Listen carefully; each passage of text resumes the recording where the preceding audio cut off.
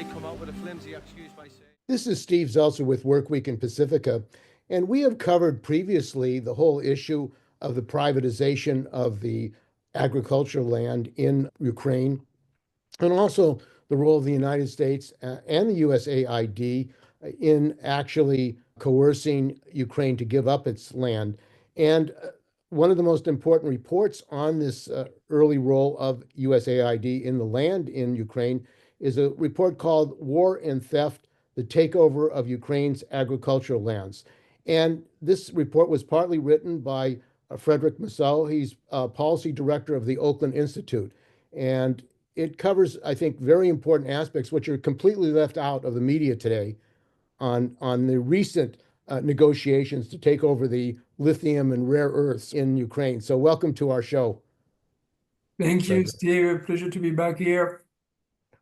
So Frederick, this report that you did, why did you do this report, and what is its relevance today in light of the blow up between Zelensky and Trump and his demand for an agreement to take over the lithium and rare earths in Ukraine? Well, why is actually the third report we produced since 2014, because since 2014 we've been monitoring what was happening in Ukraine, and we're very concerned to see the pressure of the West to privatize land in Ukraine and to support the big oligarchs and big agribusinesses who were expanding their land holdings in the country. So we've seen this happening, and in 2021, what we saw was finally President Zelensky giving up to the pressure of the Western institutions and agreeing to create a land market to privatize agricultural land in Ukraine. And as you know, Ukraine, with over 33 million hectares of very fertile land, has been a golden apple that many interests have been looking at for many years. And so since from 2014 to 2021, Ukraine became friend to the West, but the condition to this friendship and to the help provided by the West was to move on this privatization and creation of a land market. So this is what President Zelensky has done in 2021, and it was very convenient because most of the Ukrainians were against it and had been protesting for years against passing such law.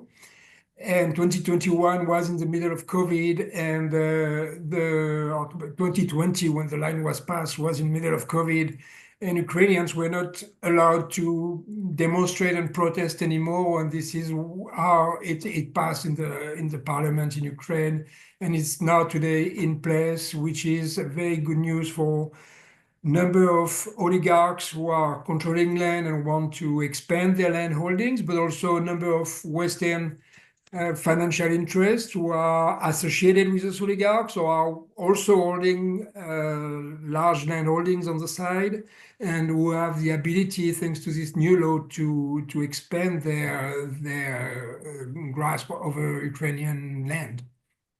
And the role of the United States, of course, in intervening to supposedly bring democracy to Ukraine. That whole struggle in 2014 to overthrow the government of Ukraine, Nancy Pelosi, Randy Weingarten, who's president of the AFT, went to Kyiv and said, bring democracy over, basically overthrow your government.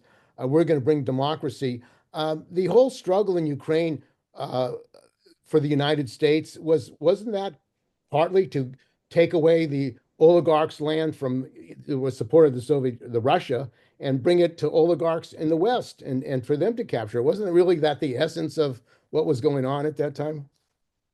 Well, yeah, it's a very interesting story, and I would advise all listeners to listen to some of the interviews by Jeffrey Sachs, the famous Columbia professor who's been part of these discussions and was advising the U.S. government at some point. And it's very clear on the U.S. role since 2014, which was really not about bringing democracy, but about fighting Russia over the resources in Ukraine. And as soon as this Maidan revolution and the change of regime in Ukraine, we saw really this very aggressive push by the US and by the EU and their financial institutions, their respective financial institutions, the European Bank for Reconstruction, the World Bank, and so on, and the IMF, of course.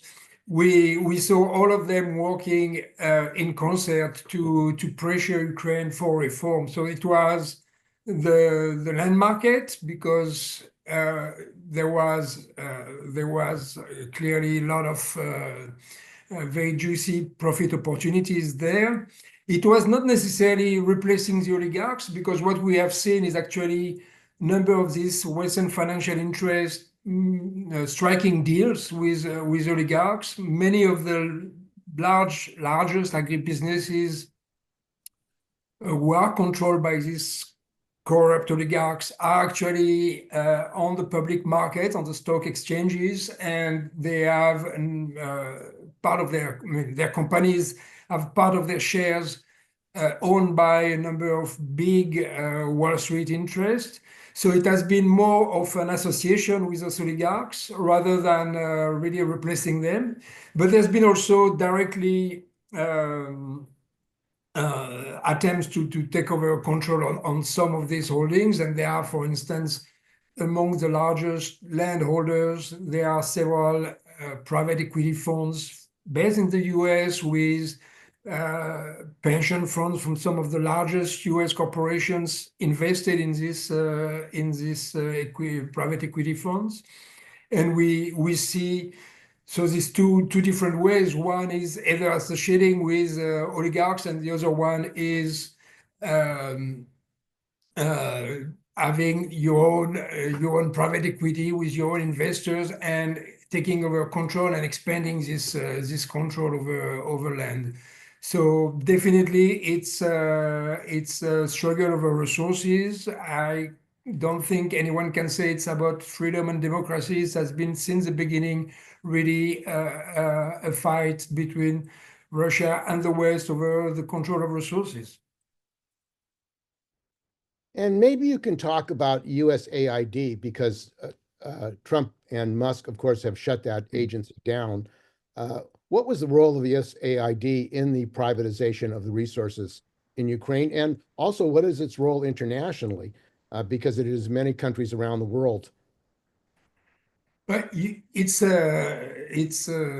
striking first to see that the amount of aid that the US was providing to Ukraine over the past 10 years was far more than, and we have all the figures in our report, but the overall amount of aid, military and economic and USAID, was far more than the global budget of USAID and the global budget of the State Department altogether, actually. So you can see the scale. It's there's been a lot of focus on USAID, but USAID was what 40-50 billion. The US gave over 65 billion of military aid to Ukraine. That were the numbers in our report. So we can see the scale, and sometimes there's there's been a lot of focus because of Trump on USAID, but at the end of the day, the military and economic aid provided to Ukraine was far beyond that. This said, USAID was, the Ukraine was for USAID the first country, the first recipient country. By far, it was 17 billion, I believe, the past year, or 2023, which is something like 10 times more than the next recipient of USAID assistance. And it clearly came as part of this package of military and economic aid. A lot of it was certainly very important for the survival of Ukrainians who are the victims of this war and who are struggling to survive. We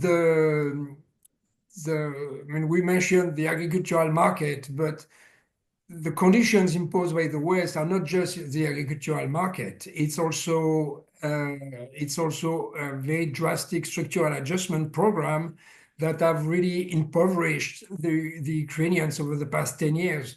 And it's very concrete. It's a cut in pensions, is increase, is a privatization of energy, which makes your gas bill increase tenfold in a few years for many poor Ukrainians. It's all kind of reforms like this on your basic utilities, on your pensions, on any social safety net. All these have been the cuts in all this have been imposed by the West as a condition to the aid we were providing. And so USAID came also in this context of, okay, we are imposing a drastic structural adjustment program, and we are at the same time providing some assistance so people are assisted in these hard times. And certainly today, the cuts in the USAID assistance in Ukraine is a disaster for many Ukrainians who are really struggling to survive in this context of war and structural adjustment. And we can't. We have to be very concerned about this kind of cut because the situation is desperate. With the numbers we have in the report, war and theft are really very concerning in terms of poverty, in terms of access to basic services, and cutting this kind of assistance at this point is a very bad news for many Ukrainians who are struggling to survive in these times of war and economic disaster the country is in. And as for USAID globally, we know USAID, as we see for Ukraine, has been a tool of foreign policy for the US. We can see which countries receive and which countries don't. And it has been really part of the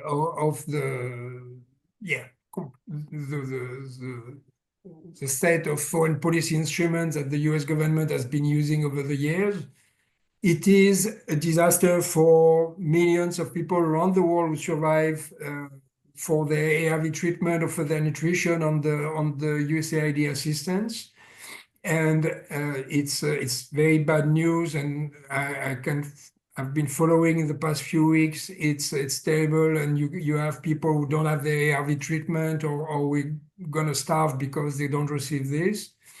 But there's certainly an opportunity there to look at the way this assistance has been used over the world to push this foreign policy interests of the US, and see also that while we have so much focus on USAID, we should not forget that it is 0.7% of the federal budget, while the military is over 15%. And a good way to reduce the needs for international assistance is for the US to stop raging wars around the world and fueling wars by sending weapons or by pushing for regime change and so on. So it is really, what this crisis with USAID must make us think of that, of why do we have war in Yemen with US jets participating into the war supporting Saudi Arabia, while we have Gaza, while we have Ukraine. All the wars, many of the wars where USAID has been a key provider of assistance have been also fields where US has been involved as directly or indirectly an actor in the war. And of course, Trump is open about the fact that this is a deal. This is a capitalist deal to take over the wealth, the minerals of Ukraine, and at the same time take over the land in Gaza to build hotels. In other words, this is a capitalist, individual capitalist. He wants to take it over. He wants to own it. This oligarchy in the United States, they talk about an oligarchy in Russia. Don't we have an oligarchy in the United States with these billionaire capitalists, techno-fascists in the government directly running things now? Yeah, it's it's funny, isn't it, that we talk about oligarch and propaganda, talking about Russia, but we really fail to see oligarch and propaganda in our garden. And yeah, definitely, there are these oligarchs. I guess one difference we can see is the kind of pressure, like this kind of structural adjustment program that is pushed over a country like Ukraine is not just oligarchs, it's also the whole Wall Street power with this BlackRock and Vanguard and JP Morgan, all these banks and investment funds who are seeking opportunities to put their money and have returns. And as we know, all these funds have a lot of the pensions of the US workers invested in them. There's a whole the whole financial power of this interest is involved there, and it's much more difficult to point to a name. As we see in Ukraine, the oligarchs have they are identified. They are like some of the richest men in the country. In the US, we know about the Musk, but many of the oligarchs are much more discreet, and they push their agenda in a more discreet way. And we ask Ukraine to privatize its economy or to reform its economy, saying it's good for your growth, is good for investment, but it's actually about these financial powers taking over control of the resources in the country. And it's not the Musk, it's a number of others who are still playing and controlling what the US is doing. Well, it's interesting because all the corporate media talks about this deal that Trump wants to make as if it's the first deal in Ukraine. But what you're saying is there's a long history of corporate deals in Ukraine, which didn't start with Trump as far as trying to take over the minerals in Ukraine. No, but as we see for agriculture, it has been over 10 years. And the structural adjustment of the creation of a land market that has been organized, that has been really documented in details in our report, War on Theft, is very clear. It is really about taking over the economy and the resources, the agricultural land, and more, because it's also privatization of the banking system, privatization of the communications, of the energy. It's the whole country that is there for grab. And yeah, it's we've been always stunned by the fact that our report in 2023 got almost no notice in the Western media. It got a lot of it got well received in many not mainstream media and in social media. So people have learned about it and have been really dismayed to see this hypocrisy of the West, of Europe and the US around this country, because the truth is clear, the truth is there, and we kept talking about democracy and the fight for freedom. And I'm afraid this is part of the reasons many people didn't want to support the Democrats at the last elections. They see something very corrupt in the Democrats saying, "Oh, we need to fight this war, we need to win this war," and keep pretending it's about freedom and democracy when everybody has seen that it is not the case. And today Trump is very bold. He's saying what the Democrats were not saying before, that it was, and it's still today about capitalist exploitation of the country and about grabbing resources. And unfortunately for Ukrainians, because Ukrainians are the ones losing in both under both administrations. So it's very unfortunate for them, but this kind of standpoint continues and hasn't really changed. And of course, the role of United States, U.S. Imperialism has been to privatize, overthrow governments like Allende in Chile, privatize the Social Security system, the wealth of Chile, and of course, supporting Milei in Argentina, who wants to privatize and sell off the resources of Argentina to Musk and other capitalists. And it seems that, in fact, now in the United States, they want to do the same thing with all the public resources in the United States. Privatize Social Security, Medicare, eliminate any kind of regulation and oversight by the destruction of these regulatory agencies. Do you think what happened in Ukraine is really starting to happen here? I mean, everything seems to be on the market, privatize everything.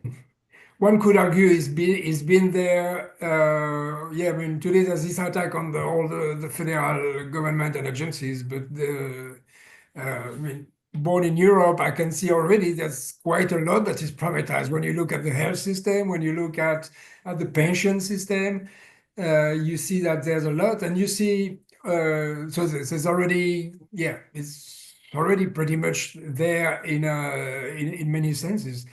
What's interesting is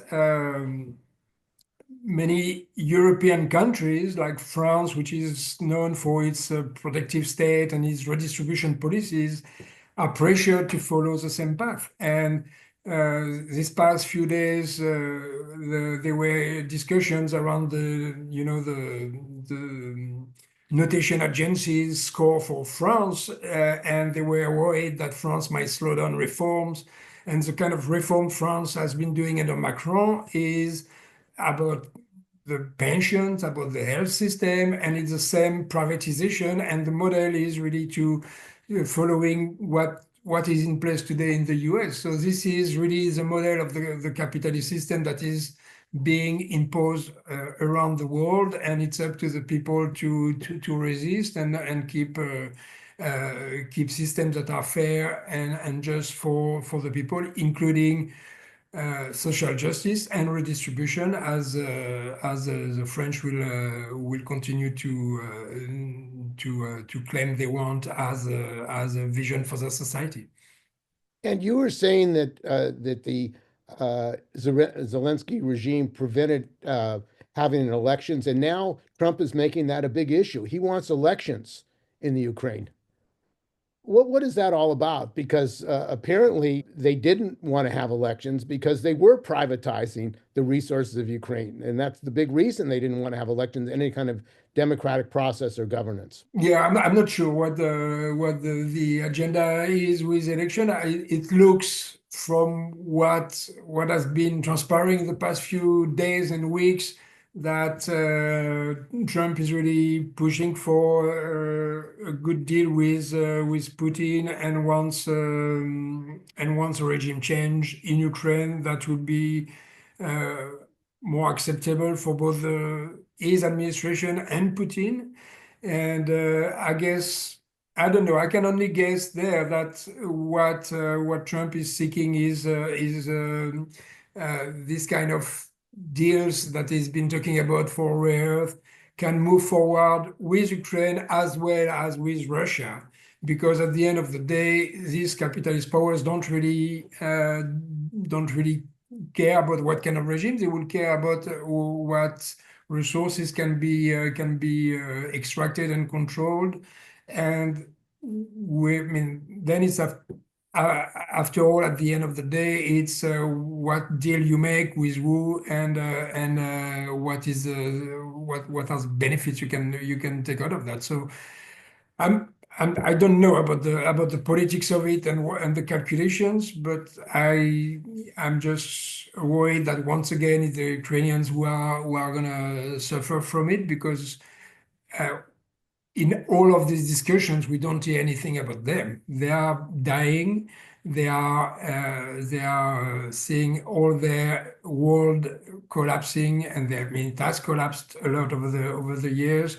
And there's no good news in whatever deal is made. And what we have in our report is a call from 2022 of the civil society, farmer organizations, academics in Ukraine, who are really calling for Western powers to stop supporting this concentration of wealth and these oligarchs and stop really being complicit of the grabbing of their resources and start supporting them. And today we've heard many European leaders being shocked of the Zelensky-Trump meeting at the White House. If they are really sincere in their help to Ukraine, they really need to shift the way they look at it, and they stop supporting these oligarchs, stop competing with the US, because they are also looking for the rare earth. And by the way, the European Union had a rare earth critical minerals agreement with Ukraine back in 2021 that was signed. So the Europeans have been in this as well, and the UK government has been also negotiating separately. So today they really need, if they are sincere about Ukraine and about the Ukrainians, they really need to be sincere in their action and stop supporting this theft of resources and theft of the whole well-being and economy of Ukraine, and start supporting really the Ukrainians. And this is what Ukrainians have been calling for years, and unfortunately nobody is listening to them. And of course, in the labor movement, the AFL-CIO has been affected. They were in Ukraine in 2014 through the Solidarity Center. They were organizing to support privatization in Ukraine, calling that democracy. The Atlantic Council, all these right-wing institutes for privatization, were working with the AFL-CIO leadership at that time. It seems that the policy now of Trump is to get rid of the facade that we're going to have democracy and just say it's all going to be economic transactions, that we don't need the AFL-CIO to be in Ukraine. We'll just make a deal or pressure them to give up their minerals and the wealth. And this competition, maybe you can talk more about this competition between U.S. economic interests and European interests, who now Trump says Europe is the enemy, and we've got to fight Europe. I mean, it seems like there's inter-imperialist rivalry now between the United States, Europe, Canada, Mexico. I mean, it's wild what's going on right now. Definitely is a change of facade, and what was not said before is very boldly said by Trump today. I'm not sure about the competing interests, because at the end of the day, these investment funds, the BlackRocks and the Goldman Sachs and the Copernic and all these big funds, they have the same influence over any Western government. And today, when I was mentioning the reforms led by Macron, they have to reform. His administration wants to reform because of the notation he's going to get from these agencies, and the interest rate is going to get to pay the national debt of the country. And many Western countries today are really in the hands of those who are going to say, this is how much you pay for your debt. And they don't have much choice unless they're really courageous and show integrity than to give away their whole country. So they keep reforming. I mean, reforming, it's striking to see whether it's a global south or whether it's in any Western country, we can still hear that the country needs to reform, and every new administration talks about reform. And in the US today, we hear about reforms. But why do we need so many reforms? To do what? And the reforms are very clearly about this move to have more and more power and resources in the hands of this powerful financial interest. And it looks like there's no end to it. I don't know when there's enough reform. Nobody says that. It's like we need to reform so we'll have more growth. But what growth for what? It's dystopian in a way, because it's like this kind of war that is being thrown over and over to the people, and people say, oh yeah, we need to reform, we need to be better, but there's no end to it. It's a race to the bottom for the people. and it's a race for more profit for these investment funds and these powerful interests who are eventually controlling the economy and the foreign policies of the West, whether it's US or Europe. And why don't you talk about the Oakland Institute and taking up this project, this report, War and Theft, the Takeover of Ukraine's Agricultural Lands? It seems that this report was very important in relationship to what was happening in Ukraine and what the United States was doing in Ukraine. And it seems like there's a very important lesson for American people and people of the world about this project in Ukraine, which is still being hidden from people in the propaganda of the corporate media today, who are not making any connection between what is happening today and in the past in Ukraine. Yes, thank you for reminding listeners of that, because it is true. It has been it made a big splash because it's still every other day in the news somewhere in the world.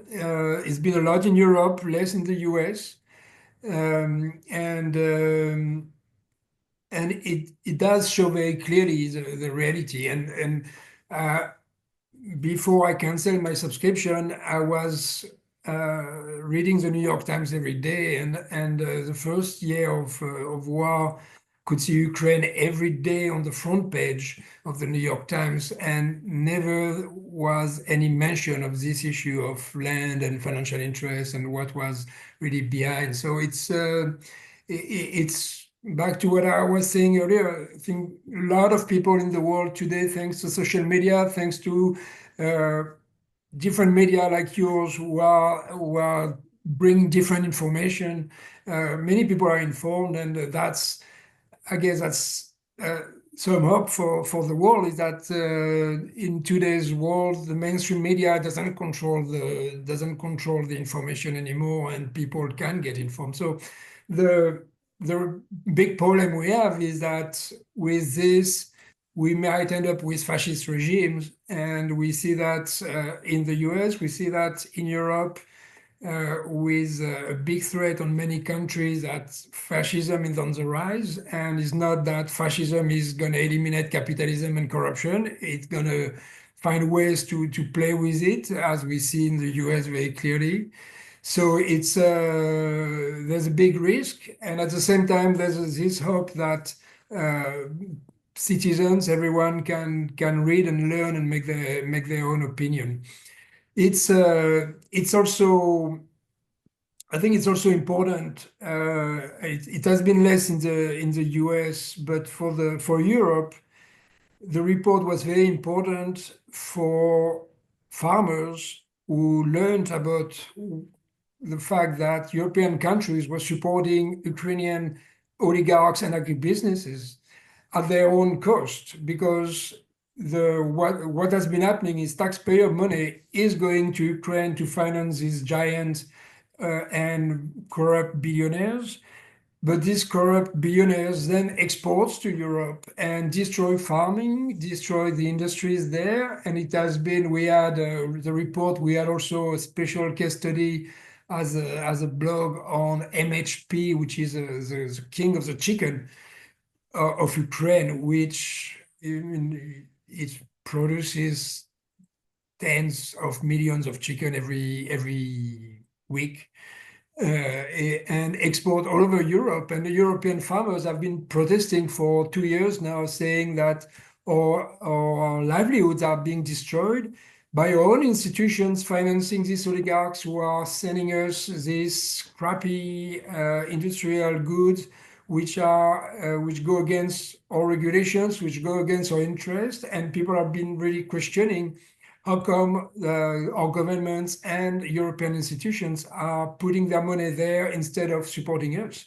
It's been big, and many of the farmer organizations and even the capitalist industries in Europe, in Western Europe, have been really raising this as a shocking scandal for them, because it's their own institutions who are making this happen. And it's really striking to see that governments and institutions are financing interests who are not the interests of their own taxpayers and citizens. It's I mean, the story of MHP and this chicken is such a powerful tale because it shows very concretely the impact of what our governments are doing over the citizens, and it's a loss for Ukrainians and it's a loss for everybody else. Well, pitting the farmers of Ukraine against the farmers of Europe and France has led to protests, the Yellow Jacket movement, the farmers movement. It seems that's the policy of these capitalist governments. Pit one group of workers against another, farmers against in Ukraine against farmers in France. It seems to be an international policy to weaken and destroy the farmers and workers. Yeah, I mean, yes and no, because what they have been supporting in Ukraine are not farmers. I mean, they haven't been, the farmers get nothing. The Ukrainian farmers are sent to the war. They are struggling with no financing and no support and no insurance. And the money financial institutions have been providing are going to these large-scale oligarchs and corporations, because these are the ones where Vanguard and BlackRock can put some money and get some returns. There's no interest in putting any investment in a small Ukrainian farmer who has 10 hectares and who supply potatoes to the city nearby. The interest of these institutions is really to go for the big ones, because they are the big ones who can get these investments from our investment funds. So it's not even pitting farmers in one country against the others. The Western European farmers have been suffering from the imports of the big ones, of the big agribusinesses and corporations. And the farmers of Ukraine have been really struggling to survive and have been asking why all the resources, all the support from the West goes to these giants and these billionaires. I mean, we list some of them in our report. It's striking to see the hundreds of millions that is given to groups who are already the richest persons on earth, or I mean, in the country. And at the same time, back February 23, back at the time of our publication, we could find only $5 million of Western support going to farmers in Ukraine against billions going to these large groups. This is kind of numbers we are talking about. And so this is killing the Ukrainian farmers as well as small farmers in the rest of Europe. The only benefiting will be those invested in these large groups, and of course those invested in the Bayer and John Deere and all the large corporations who are supplying for this large scale agriculture versus the small ones. At the same time, it's the Ukrainian farmers who have been providing food for Ukrainians in this time of war, because all the large groups and oligarchs are geared towards export markets.